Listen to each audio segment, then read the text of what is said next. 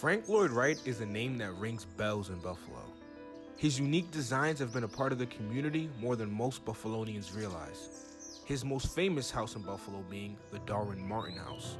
This house is much more than a house. It's about great ideas, it's about community, and are we willing, as citizens of this place we call Buffalo, are we willing to let it just crumble or become something else? Other than Wright's designs that are still standing today, his legacy is what remains most influential because of how original he truly was. Wright was not what he is today. He was just an old architect at the time. I mean, he did a lot of great work, but because it was so contemporary, it wasn't recognized like it is today.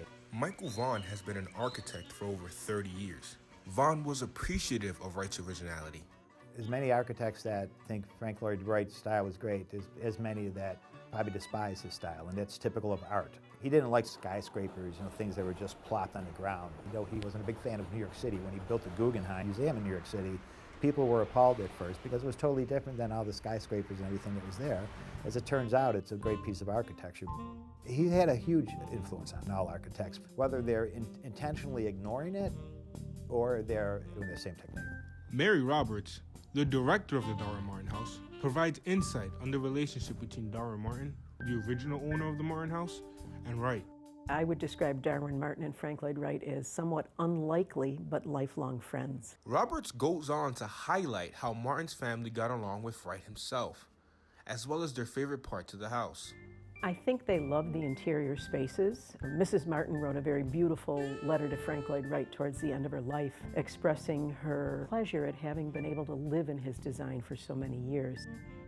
It's an expression of Wright's greatest philosophy of what great architecture should be at the time it was built. What you're seeing is a very authentic, true experience of Wright's vision for what architecture means for people who lived there.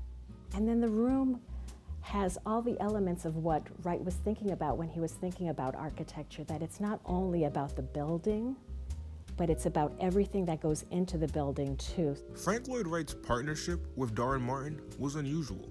What started as strictly business turned into an unlikely friendship.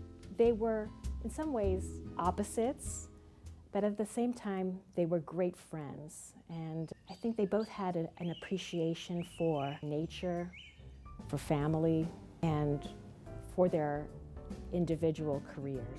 Many note architecture by Wright as being more than just a building. Seeing his work in person fills them with inspiration. Architecture is not just about a building, it's about a feeling, it's about an experience. It's something that we can all relate to.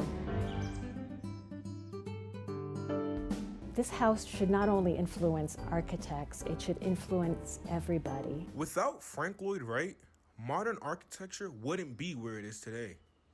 Imagine a world without its game-changing designs like the Martin House, Great Cliff Estate, or Falling Water.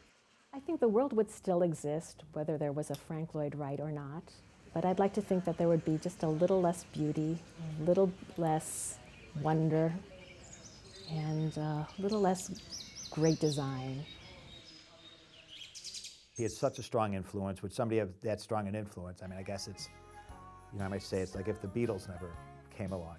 Would somebody have came along and made the same impact? Probably not. Creating unique designs was just one of Frank Lloyd Wright's contributions to architecture. Later in life, he opened an institution to mentor young architects, the School of Architecture at Tatyana.